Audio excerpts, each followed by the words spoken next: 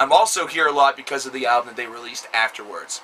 You see, after both Load and Reload, Metallica decided to go in a little bit of a different direction. You see, throughout all of this time, they had released a lot of little EPs and demos and little rare things that contained a lot of covers on it. And while they had a lot of other covers that they wanted to do as well. You know, stuff from Blue Oyster Cult and stuff from Bob Seger. And, well, the result was going to be Garage Incorporated. Garage Incorporated is a 2-disc set that is completely dedicated to covers, mostly of songs that really inspired Metallica throughout their years. You can see stuff from Motorhead, some stuff from Rainbow, there's going to be stuff from Danzig on there as well, there's Free Speech for the Dumb, you know, there's Die Die My Darling by the Misfits. There's a lot of good stuff on here. And they even do a good old-fashioned cover of Leonard Skinner with Tuesday's Gone. And they bring in some friends for that one as well, including Les Claypool of Primus. Now, this is an album that actually did a lot more good for me, and actually is probably one of the more return to forms than we saw with Load or Reload.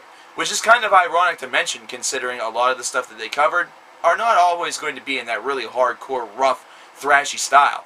In fact, the only song that really showed that style and really showcased it very well is the Merciful Fate epic, which was just a collection of a bunch of their songs done in a medley. And, well, because of that, I got into Merciful Fate and King Diamond. Let's face it, it's one of those things where this is an album that's going to help amateur rockers turn into very, very experienced, knowledgeable rockers. And that's exactly what it should do. Now, why am I counting this as an album whenever most of the stuff off of Disc 2 was released prior?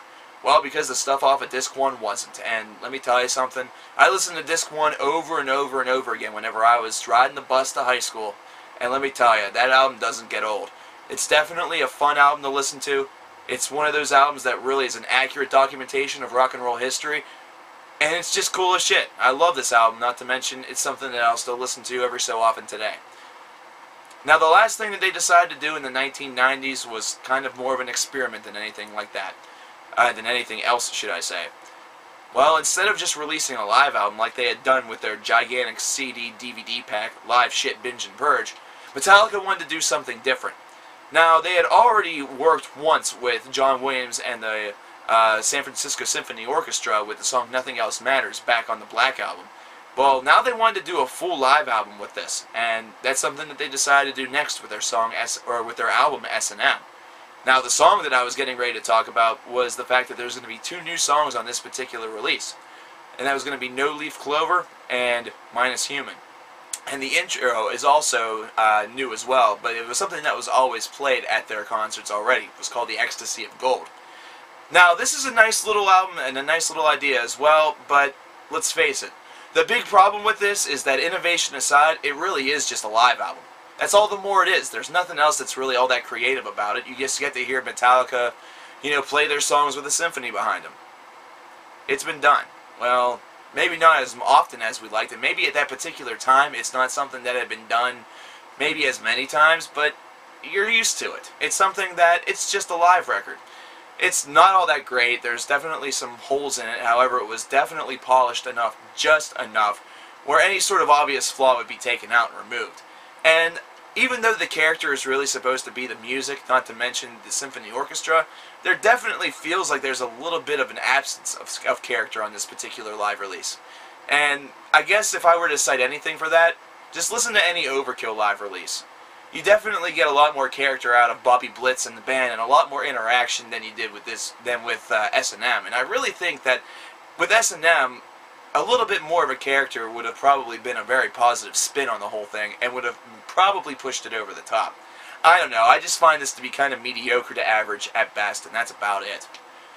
Well, that's the end of the 1990s. Now, I'd already talked about the 2000s, but, well, we're going to dive back into that for just one more final second, and then I'm going to end this. You see, it's kind of sad to me and kind of funny at the same time that Metallica released only 2 albums in the 2000s. Or, yeah, 2 albums in the 2000s. That's a fucking tongue twister. It's ridiculous. And that's, of course, Saint Anger and Death Magnetic. We got one album that would fit perfectly between the Black Album and Justice for All, and one album that would fit perfect right underneath your shoe as you step on it. It's kind of strange, because whenever we take a look at the output here, Metallica released 4 albums, assorted EPs, the Power Metal EP, not to mention a lot of the Garage Days Part 2, Disc 2 is released in the 1980s. In the 1990s, they were able to release 3 albums, I guess you would call a covers album and a live album, but only 2 albums here in the 2000s. Now, they also released the movie, which was some kind of monster, which, I gotta say this, a lot of people shit all over this movie, but I find it to be really interesting. The only thing I hate about it is the fact that they really reflect Dave Mustaine as a huge pussy, which, well, hey, maybe he is. But the thing is that just doesn't seem like Dave to me. It seems like only footage that they really wanted to be in this movie was what was put in. And, well, maybe Dave didn't get a really good enough explanation for himself. But, hey, that aside, this is still a really interesting documentary.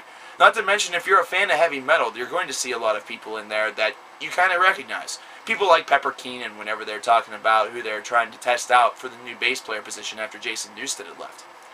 But yeah, Jason Newsted at this particular point had left and formed Echo Brain, then ended up working with Voivod once again, or Voivod, however you like to say it. And, well, look at what you got.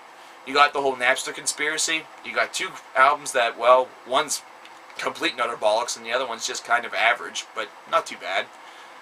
You got a lot of media attention, and now they're potentially back in the studio again. Well, here at the conclusion of our journey, all that we can say is this. It's been a long, arduous journey. There have been a lot of good albums, but there's also been a lot of bad albums. So I guess all I can say to you guys is this. Take this news about Metallica going into the studio for what it's worth, because, let's face it, they could come out with a good thrash metal album, but I doubt it. It's to the point right now where it just might not be in their blood anymore. With Death Magnetic, they definitely showed that they still had that in them. However, is it something that they can do on a consistent basis? Not to mention, like I said, the album is just kind of average. It's not something that really blew me away like the very first 4 records did. So, take it for what it is. Be excited if you like, but also be forewarned, because this album could end up being just like Saint Anger Part 2, Reload, or could be the Black Album Part 2. You never know. But fuck, I could also be wrong, and this could be the Masters of Puppets. This could be Ride the Lightning Again. This could be Kill 'Em All Twice. I guess we'll just have to see. Metallica is one of those bands that, even though they've released some really bad albums, and even though they've done some things that have really pissed us off, well, we can't help but be intrigued by them.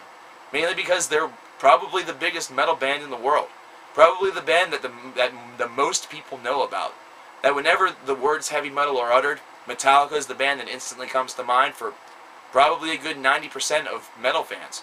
Yeah, I hate to say it, but it's true. Whenever I think of the words heavy metal, well, Metallica's right there in the word metal, so it's very easy to make that correlation. So, I guess love them or hate them, all you can really do is respect them.